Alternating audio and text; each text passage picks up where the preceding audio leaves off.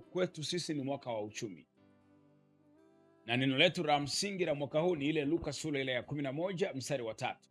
Andiko anasema utupe riziki, utupe siku kwa siku riziki yetu, utupe siku kwa siku riziki yetu. Kwa hiyo ni mwaka ambao tumeudedicate kwenye mambo ya kiuchumi.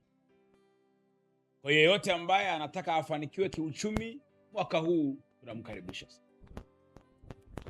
Ni mwaka ambao tunatamani kufanya mambo makubwa sana kiuchumi. Kwa karibu sana mtu wa Mungu, karibu tufanye kazi ya Bwana, karibu tumuombe Mungu, na imani yetu ni kwamba Mungu aliyeziumba mbingu na nchi atatubariki na kuyabariki maisha yetu. Mwaka 2026 kwetu sisi utakuwa utupe riziki siku kwa siku. Neno letu la msingi ni Mungu atupe riziki siku kwa siku.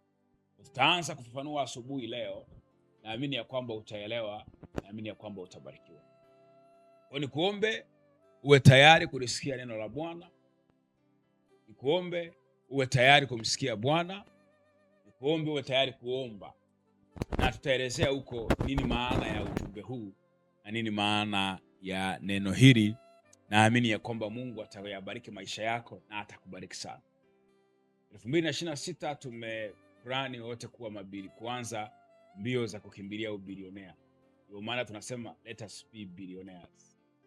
Mimi na wewe tuwe mabilionea. Mimi na wewe tufanikiwe kiuchumi. Kwa mwaka huu tumeuweka kama mwaka wa watu ambao wataanza mbio za kufanikiwa kiuchumi.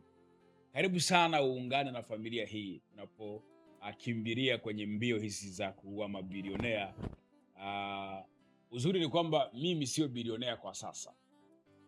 Kwa hiyo siku ambayo nitakuwa kuna ushuhuda, watu wanasema yule bilionea Musa, yule wewe angalau ulisikia nikisema haya maneno, na utajiraumu sana kwa nini ukusafiri pamoja na sisi kwenye hizi mbio za kuelekea ubilionea.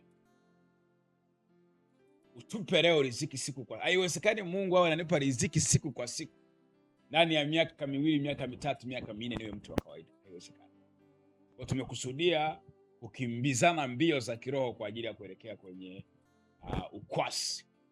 Niwakaribishe sana watu wote tukimbie pamoja, ili siku nikiwa nashuhudia na wewe unashuhudia pembeni. Kwa karibu sana. Uzuri ni kwamba mwalimu sio bilionea kwa sasa. Kwa hiyo ninachokiongea ni ushuhuda wa kesho. Haya maneno yanaishi, haya maneno yanasikika, haya maneno yanatunzika. Kwa karibu sana tuungane. Usije kujilaumu baadaye kwamba kwa nini sikusafiri, sikukimbia pamoja na familia hii. Kwa hiyo tukukaribishe sana kwenye familia hii ya Chakula TV ili tuweze kukimbizana kwenye maeneo ya uchumi mwaka huu. Na kesho saa 11 tunaanza maombi ya kuelekea kwenye ubilionea na kwa vitendo kabisa. Na tunaamini ya kwamba Mungu aliyeziumba mbingu na nchi atatubariki na kututunza katika jina la Yesu. Baba, katika jina la Yesu Kristo wa Nazareti, Mungu muumba mbingu na nchi, Baba wa Bwana wetu Yesu Kristo, uko mwaka wa 2026 ni mwaka ambao Yesu umeuweka mbele yetu. Ni mwaka ambao Yesu Kristo umeuweka mbele yetu. Tunakushukuru Mungu uliyeziumba mbingu na nchi. Tunakushukuru Mungu unayetawala. Asante Yesu kwa ajili ya mwaka huu ambao Bwana umetupa. Asante Yesu kwa ajili ya mwaka huu ambao Bwana umetupa. Mungu pokea sifa na heshima.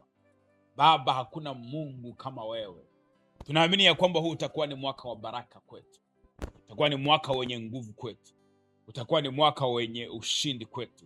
Utakuwa ni mwaka wenye mamlaka kwetu. Utakuwa ni mwaka wenye nguvu kwetu. Sasa tunataka kuangalia hapa ni kitu gani ambacho unapaswa kufanya 2026 ambacho kinatiki kwenye ulimwengu wa roho. Maandiko yanaeleza, yanasema ya kwamba kila jambo na wakati wake, kila jambo na majira yake. Kufanya jambo kwenye majira sahihi ni muhimu sana. Kufanya jambo kwenye majira sahihi ni muhimu sana. Kila jambo na wakati wake.